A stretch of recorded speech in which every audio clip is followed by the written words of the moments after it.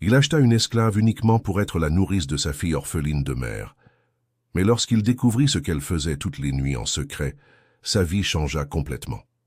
Dans les Antilles françaises de 1845, à l'apogée de l'empire colonial, les hommes de la haute société coloniale réglaient leurs besoins domestiques en achetant des esclaves comme s'il s'agissait de biens. Parmi les ducs et les barons, engager une nourrice esclave était une pratique courante et commode.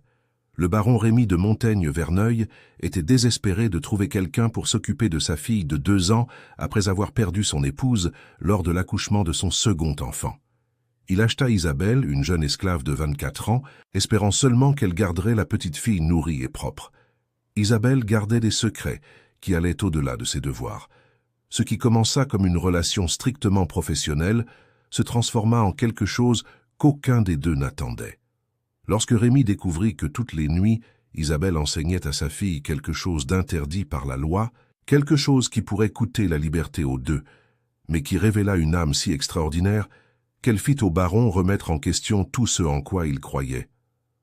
Lorsque la vérité sur le passé d'Isabelle éclata, qu'elle n'était pas seulement une esclave ordinaire, mais une femme avec une éducation qui rivalisait avec la sienne, le scandale qui s'ensuivit ébranla les structures de la société coloniale. L'amour qui naquit entre eux défia non seulement les conventions sociales, mais aussi les lois de l'Empire. Ce qui se passa quand un homme puissant découvrit qu'il avait acheté non pas une domestique, mais une institutrice déguisée, montrera comment l'amour véritable peut fleurir dans les endroits les plus improbables et transformer des vies pour toujours. Dites-moi de quelle ville vous écoutez cette histoire et préparez-vous à découvrir comment une simple décision peut changer le destin d'une famille entière. Le marché aux esclaves de Saint-Pierre bruissait en cette humide matinée de septembre 1845, lorsque le baron Rémy de Montaigne-Verneuil descendit de sa calèche avec un objectif spécifique et le cœur lourd. À 32 ans, il était veuf depuis seulement 3 mois, lorsque sa chère épouse, Caroline, mourut des complications de l'accouchement de son second enfant, qui ne survécut pas non plus. Rémy regardait le marché avec un mélange de dégoût et de résignation. Il n'avait jamais eu besoin d'acheter des esclaves personnellement. Il avait toujours délégué cette responsabilité à ses intendants. Mais la situation était désespérée. Sa fille Claire, âgée de seulement 2 ans, pleurait sans cesse depuis la mort de sa mère. Elle refusait de manger correctement et avait renvoyé 3 nourrices successives avec son tempérament difficile. « J'ai besoin d'une femme jeune, en bonne santé, ayant de l'expérience dans le soin des jeunes enfants, » dit-il au marchand, un homme gras et en sueur nommé Benoît Leblanc et qui possédait une patience infinie. « Ma fille est exigeante. »« J'ai exactement ce que votre Excellence recherche, » répondit Benoît, le conduisant à travers le marché jusqu'à une zone plus réservée. Une jeune pièce, forte, très propre, venue d'une plantation éloignée des îles, où elle s'occupait des enfants des maîtres. Parmi un groupe de femmes assises sur des bancs de bois, Rémy vit une jeune femme qui se distinguait des autres, non seulement par sa beauté, mais par sa posture. Tandis que les autres gardèrent les yeux baissés en signe de soumission, cette femme observait tout autour d'elle, avec une intelligence alerte qui l'intrigua immédiatement. Isabelle avait 24 ans, la peau claire comme du café au lait, des cheveux noirs et ondulés, attachés en une simple tresse, et des yeux bruns qui semblaient garder de profonds secrets.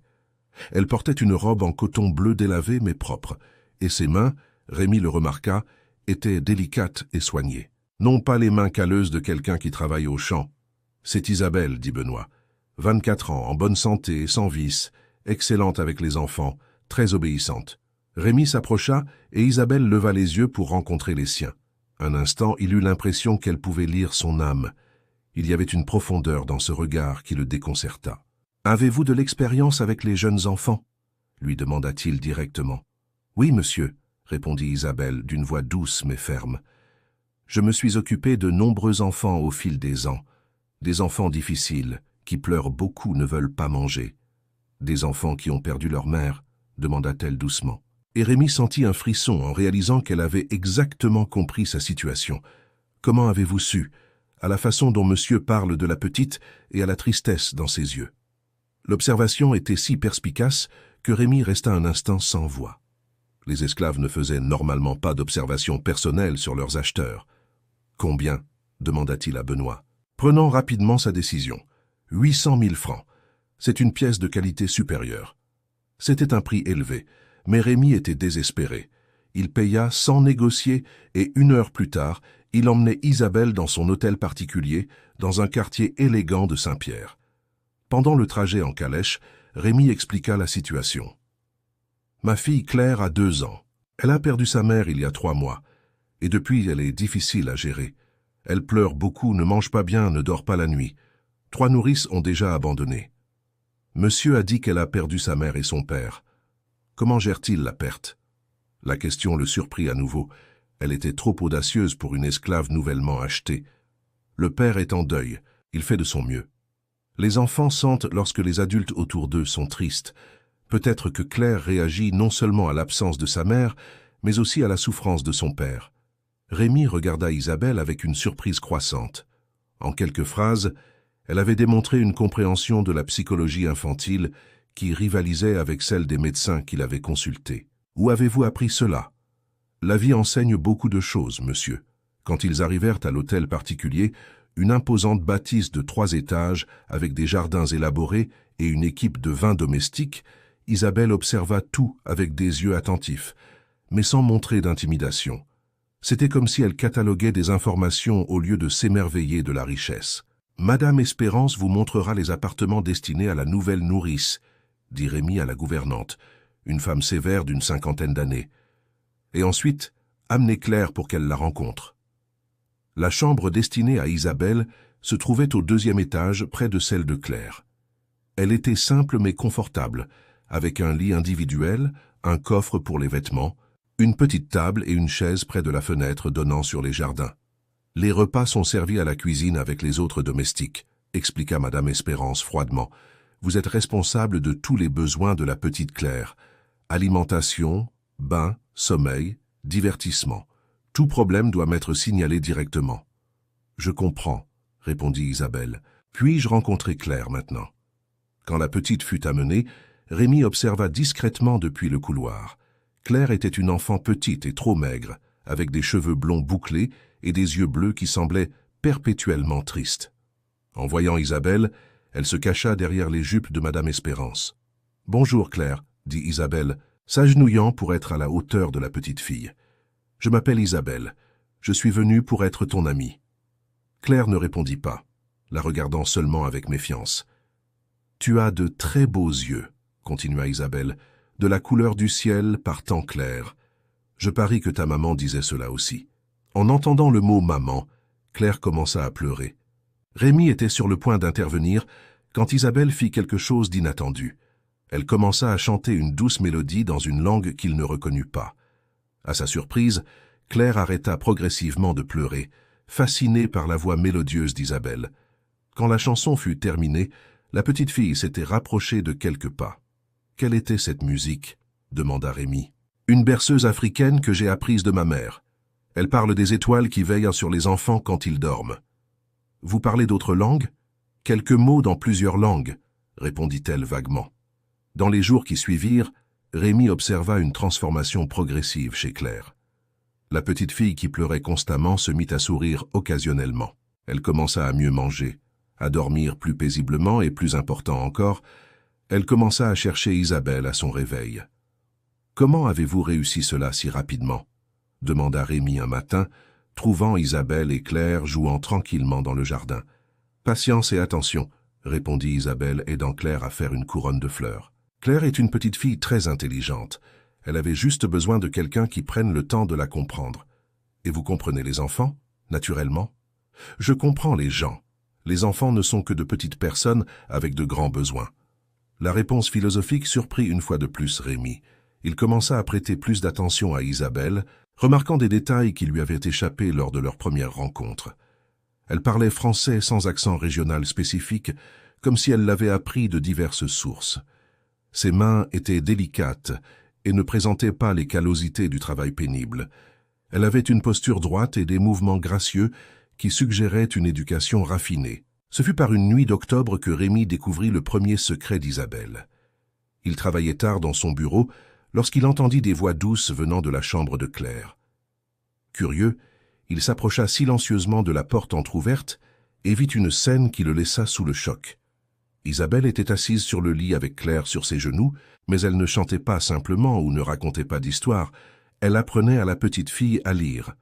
Claire tenait un livre pour enfants et montrait les lettres tandis qu'Isabelle la guidait. C'est la lettre A, Claire, comme dans Amour, et c'est la lettre B, comme dans Belle. Rémi sentit le sang se figer dans ses veines. Enseigner la lecture aux esclaves était illégal. Enseigner à lire et à écrire à toute personne noire était un crime passible de prison et de lourdes amendes. Mais plus choquant encore était le fait qu'Isabelle savait manifestement lire et écrire couramment. Il resta immobile pendant plusieurs minutes, observant Isabelle enseigner à sa fille avec une patience et une compétence qui révélaient une éducation formelle. Comment une esclave avait-elle appris à lire, et pourquoi risquait-elle une punition sévère pour enseigner à Claire? Quand il s'éloigna enfin de la porte, son esprit bouillonnait de questions. Qui était vraiment Isabelle? D'où venait-elle? Comment avait-elle acquis une éducation que de nombreuses femmes blanches de la haute société ne possédaient pas?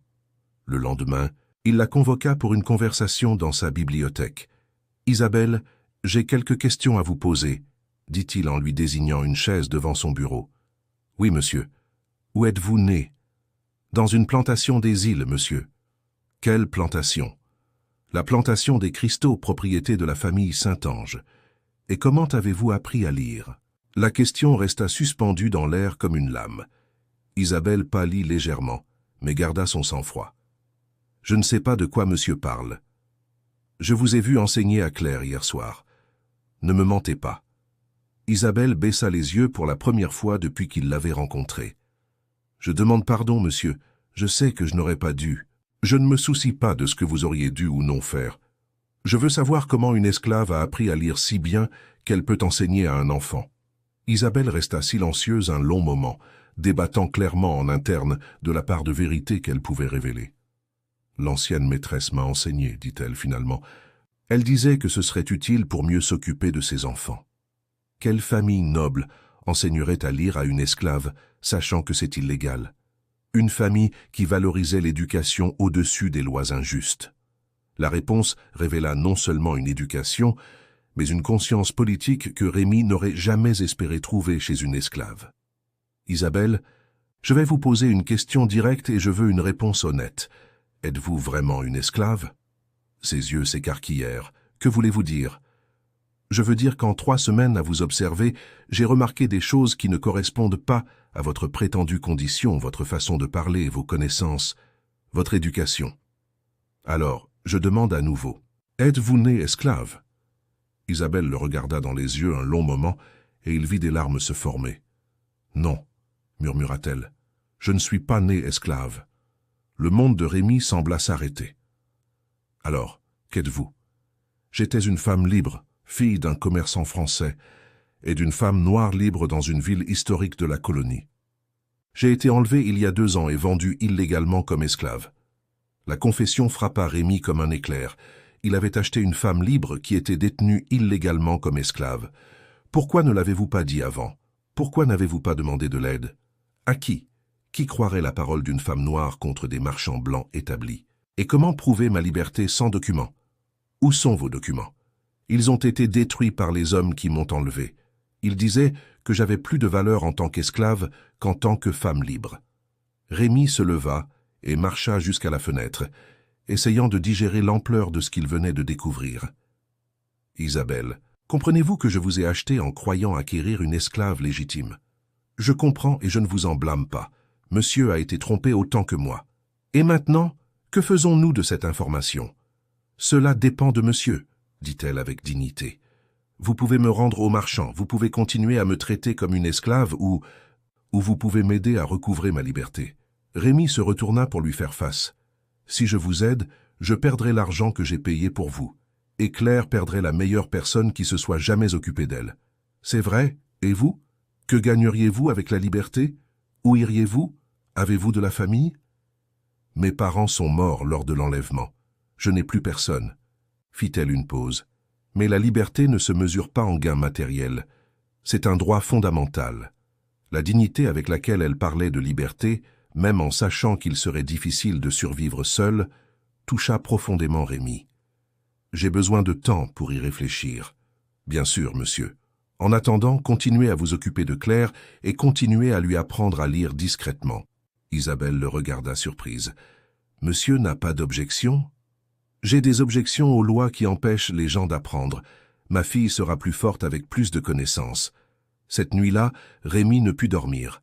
La révélation d'Isabelle avait chamboulé son monde. Elle n'était pas seulement une esclave exceptionnelle, c'était une femme libre, maintenue illégalement en captivité, et, plus troublante encore, il commençait à ressentir pour elle quelque chose qui allait bien au-delà de la gratitude pour les soins apportés à Claire. Dans les jours suivants, il observa Isabelle avec de nouveaux yeux. Il voyait maintenant non pas une esclave éduquée, mais une femme de substance qui avait été réduite en propriété contre sa volonté. Il voyait l'intelligence brillante qu'elle essayait de cacher, l'éducation raffinée qui transparaissait dans chaque geste, la force de caractère qui la maintenait digne même dans la situation la plus dégradante possible. Et il vit aussi comment Claire avait fleuri sous ses soins. La petite fille riait à nouveau, mangeait bien, dormait paisiblement. Plus important encore, elle apprenait non seulement à lire, mais à penser, à questionner, à s'exprimer. Isabelle n'était pas seulement une nourrice, c'était une institutrice exceptionnelle qui était en train de façonner le caractère et l'esprit de sa fille. Ce fut alors que Rémi prit une décision qui changerait toute leur vie pour toujours. Deuxième partie. Une semaine après la confession d'Isabelle, Rémi la convoqua de nouveau pour une conversation dans sa bibliothèque. Cette fois, des documents étaient éparpillés sur son bureau et une expression déterminée sur son visage. « Isabelle, j'ai pris une décision concernant votre situation, » dit-il, lui faisant signe de s'asseoir. « Mais avant de la partager, j'ai besoin que vous me racontiez davantage sur votre passé, votre véritable histoire. » Isabelle respira profondément, comme si elle se préparait à rouvrir de vieilles blessures. « Mon père, Antoine Dubois, était un commerçant français qui s'est établi dans une ville historique de la colonie. Ma mère, Bénédicte, était une femme noire, libre, fille d'anciens esclaves qui avaient acheté leur liberté. Ils se sont mariés officiellement à l'église, ce qui était rare, mais pas impossible à l'époque. Et vous? Je suis né libre, j'ai été enregistré comme tel et j'ai reçu une éducation formelle. Mon père insistait pour que j'apprenne à lire, écrire, parler français et portugais correctement. Il disait que l'éducation était le seul héritage que personne ne pourrait me voler. Mais on vous l'a volé, observa Rémi amèrement. On a tout volé. Quand j'avais 22 ans, mon père est mort de la fièvre jaune. Ma mère était morte 2 ans plus tôt. Je suis resté seul, mais j'avais quelques biens, la maison, quelques bijoux, de l'argent. Que s'est-il passé? Des hommes sont apparus une nuit, disant que mon père avait d'énormes dettes envers eux. Ils disaient que je devrais travailler pour les payer. Quand j'ai refusé et montré les documents prouvant qu'il n'y avait pas de dette, ils m'ont enlevé. Rémi vit des larmes couler sur son visage pour la première fois. Ils ont brûlé ma maison, détruit mes documents et m'ont vendu à un trafiquant qui a falsifié des papiers, disant que j'étais esclave depuis ma naissance. Pendant 2 ans, j'ai été vendu de plantation en plantation jusqu'à arriver au marché où monsieur m'a trouvé. Et vous n'avez jamais essayé de vous échapper? Jamais cherché de l'aide? J'ai essayé plusieurs fois, mais qui croirait une femme noire disant qu'elle était libre, surtout quand il y avait des documents prouvant que j'étais esclave, et chaque tentative de fuite entraînait des punitions sévères. Rémi sentit la colère monter en lui, non seulement à cause de l'injustice subie par Isabelle, mais à cause de la cruauté d'un système qui permettait que de telles choses arrivent. Isabelle, j'ai enquêté sur votre histoire. J'ai envoyé des lettres à une ville historique de la colonie. J'ai cherché des registres. J'ai parlé à des personnes qui connaissaient votre famille. Ses yeux s'écarquillèrent d'espoir et de peur. Et qu'avez-vous découvert? Que vous disiez la vérité surtout. J'ai trouvé des gens qui se souviennent d'Antoine Dubois et de son épouse Bénédicte. J'ai trouvé des registres d'église de votre baptême en tant que personne libre. Et plus important encore, j'ai trouvé des preuves de qui a orchestré votre enlèvement. Qui? 2 frères nommés Jérôme et Gaspard Leblanc, qui avaient des dettes de jeu avec votre père et voulèrent s'approprier ses biens. Lorsque votre père est mort, ils ont inventé de fausses dettes pour justifier l'enlèvement. Isabelle se couvrit le visage de ses mains, sanglotant. Alors je peux vraiment prouver ma liberté? Vous le pouvez, et vous le ferez.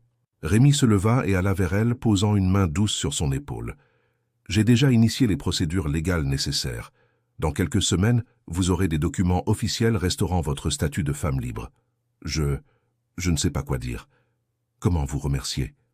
Vous n'avez pas à me remercier. Je ne fais que corriger une injustice. Isabelle le regarda à travers ses larmes. Et après, quand je serai officiellement libre, Rémi hésita. Il avait passé des nuits éveillées à réfléchir à cette question. Cela dépend de ce que vous voulez, Isabelle. Je peux vous aider à vous établir indépendamment. Je peux vous donner de l'argent pour commencer une nouvelle vie. Et Claire? La question fut comme un coup de poignard. Rémi avait évité de penser à ce que le départ d'Isabelle signifierait pour sa fille. Claire s'adaptera. Nous trouverons quelqu'un d'autre pour s'occuper d'elle. Une autre personne qui l'aime comme je l'aime, qui comprend ses besoins comme je les comprends, et qui poursuive son éducation comme je le fais. Rémi n'avait pas de réponse à cela. Que suggérez-vous? Je suggère que peut-être que je pourrais rester non pas comme esclave, mais comme employée libre, comme la gouvernante de Claire, ou son institutrice particulière. Vous feriez cela même en étant libre d'aller où vous voulez? Je le ferai, parce que j'aime cette petite fille comme si c'était ma propre fille. Et parce que... Elle hésita. Parce que quoi? Parce qu'ici, dans cette maison avec vous, j'ai trouvé quelque chose que je pensais avoir perdu pour toujours. Quoi? Une famille. Les mots restèrent suspendus dans l'air entre eux, chargés de significations qu'aucun des deux n'osait verbaliser complètement. Isabelle, je dois avouer quelque chose, dit Rémi, retournant à sa chaise, mais gardant les yeux sur elle. Au cours des derniers mois, en vous observant prendre soin de Claire, en voyant votre intelligence, votre bonté et votre force, j'ai développé des sentiments pour vous qui vont bien au-delà de la gratitude. Isabelle le regarda avec surprise. Quel genre de sentiments? Le genre qu'un homme ressent pour une femme qu'il admire profondément.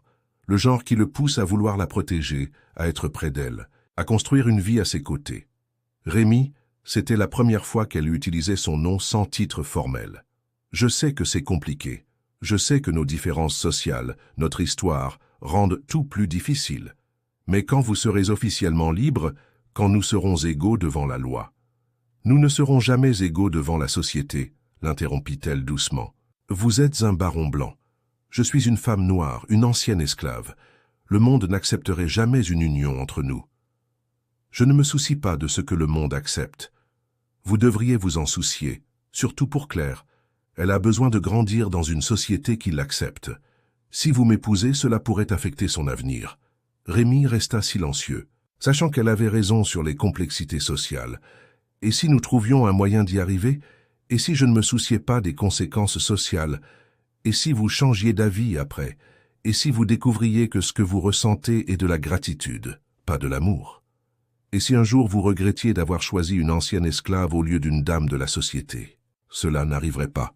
Comment pouvez-vous en être certain? Rémi se leva et s'approcha d'elle, s'agenouillant à côté de sa chaise. Parce qu'au cours des derniers mois, vous m'avez montré ce que c'est que d'avoir une véritable compagne.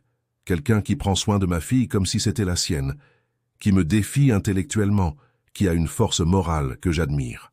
Vous m'avez fait me sentir vivant à nouveau, après des mois de deuil. Isabelle toucha doucement son visage. Rémi, j'ai aussi développé des sentiments pour vous. Comment ne le ferais-je pas? En voyant comment vous traitez Claire avec tendresse, comment vous m'avez traité avec respect, même lorsque vous pensiez que j'étais votre propriété.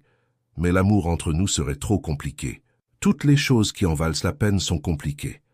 2 mois plus tard, Isabelle reçut officiellement ses documents de liberté lors d'une cérémonie au greffe du tribunal de Saint-Pierre. Rémi était à ses côtés, ainsi que Claire, qui savait maintenant lire des phrases simples et était fière de son institutrice Isabelle. « Comment vous sentez-vous en étant officiellement libre ?» demanda Rémi alors qu'ils sortèrent du tribunal. « Effrayé, admit-elle. C'est étrange après 2 ans de ne n'appartenir à personne. Vous n'avez jamais appartenu à personne. Vous étiez seulement empêché d'exercer votre liberté. » Cette nuit-là, Isabelle dîna pour la première fois à la table principale de la maison, non pas comme esclave ou employée, mais comme invitée d'honneur. Claire insista pour s'asseoir à côté d'elle, bavardant sur tout ce qu'elle avait appris ce jour-là. « Isabelle m'a appris un nouveau mot aujourd'hui, papa. Dignité. Elle a dit que c'est quand on se respecte, même quand les autres ne le font pas. Rémi regarda Isabelle par-dessus la tête de Claire. C'est une leçon très importante. Dans les mois qui suivirent, Isabelle resta à la maison comme institutrice particulière et comme administratrice de diverses activités domestiques. Officiellement, elle était une employée libre, bien rémunérée. Officieusement, elle faisait partie de la famille. La relation entre elle et Rémi évolua lentement, construite sur des bases solides de respect mutuel et d'admiration véritable. Ils conversaient pendant des heures sur la littérature, la philosophie, l'éducation de Claire.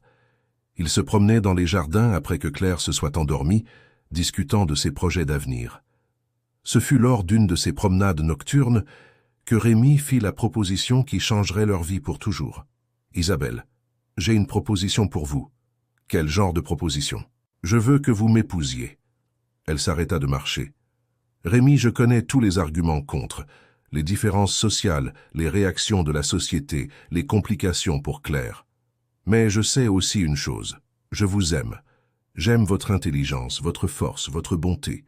J'aime la façon dont vous prenez soin de Claire, comment vous me mettez au défi d'être meilleur. Et je crois que nous pouvons construire quelque chose de beau ensemble, peu importe ce que les autres pensent. Et si la société nous rejette, alors nous créerons notre propre société. Nous éduquerons Claire pour qu'elle soit assez forte pour affronter les préjugés. Nous utiliserons notre position pour aider d'autres personnes dans votre situation. Est-ce cela que vous voulez? Une vie de lutte constante contre les conventions sociales? Je veux une vie avec vous. Le reste, nous l'affronterons ensemble. Isabelle le regarda un long moment. Êtes-vous sûr d'être prêt pour les conséquences? Je suis sûre de ne pas vouloir une vie sans vous. Alors oui, dit-elle finalement. Oui, je vous épouse. Le mariage eut lieu lors d'une cérémonie discrète dans la chapelle privée du domaine, avec seulement quelques amis proches et employés comme témoins. Claire fut la demoiselle d'honneur, rayonnante de bonheur, de voir ses deux adultes préférés s'unir officiellement. La réaction de la société coloniale fut exactement celle attendue. Scandale, choc, rejet. De nombreuses familles nobles rompirent leurs relations avec Rémi. Les cercles sociaux annulèrent son adhésion. Les affaires en furent affectées. Mais d'autres choses se produisirent aussi. D'autres personnes courageuses les recherchèrent, admirant leur audace. Des intellectuels progressistes devinrent des amis proches. Et, plus important encore, Claire grandit dans une maison pleine d'amour, de respect et de valeurs solides. 5 ans après le mariage, quand Claire eut 8 ans et lisait déjà couramment en français et en portugais, elle demanda à Isabelle « Maman Isabelle, regrettez-vous d'être restée avec nous au lieu de partir quand vous avez été libre ?» Isabelle, maintenant duchesse Isabelle de Montaigne-Verneuil, sourit en peignant les cheveux de la petite fille. Claire, la liberté n'est pas seulement de pouvoir aller où l'on veut, c'est de pouvoir choisir de rester là où l'on est aimé et où l'on peut aimer en retour. J'ai choisi la liberté la plus importante de toutes, la liberté de construire une famille basée sur l'amour. Et papa, regrette-t-il de vous avoir épousé même avec toutes les personnes disant du mal? Pourquoi ne lui demandez-vous pas? Rémi, qui était à la porte et écoutait la conversation, entra dans la pièce. « Je ne l'ai jamais regretté une seule seconde, » dit-il en embrassant le front d'Isabelle. « Épouser ta mère a été la meilleure décision de ma vie. Même en perdant des amis, j'ai découvert que les personnes qui m'ont rejeté pour avoir choisi l'amour plutôt que le préjugé n'ont jamais été vraiment mes amis. Les vrais amis sont restés et de nouveaux meilleurs amis sont apparus. Des années plus tard, quand Claire devint une jeune femme éduquée et confiante qui défendait la justice sociale avec la même passion que ses parents, elle racontait toujours l'histoire de la formation de sa famille.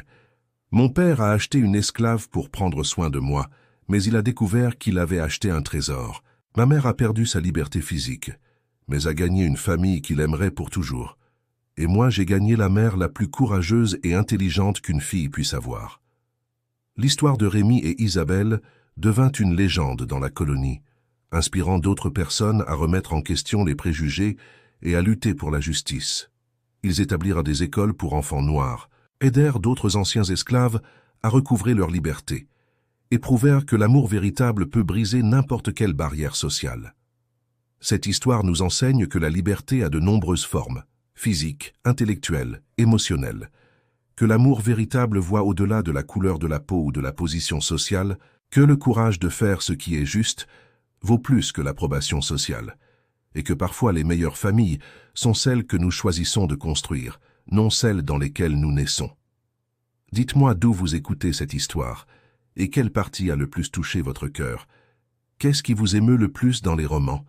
Quand quelqu'un lutte contre les injustices par amour, laissez un j'aime si cette histoire de Rémi et Isabelle a touché votre âme, et abonnez-vous pour plus d'histoires qui montrent comment l'amour véritable peut transformer des vies et des sociétés entières. Parce que nous méritons tous de croire que notre humanité vaut plus que n'importe quelle étiquette que la société nous appose.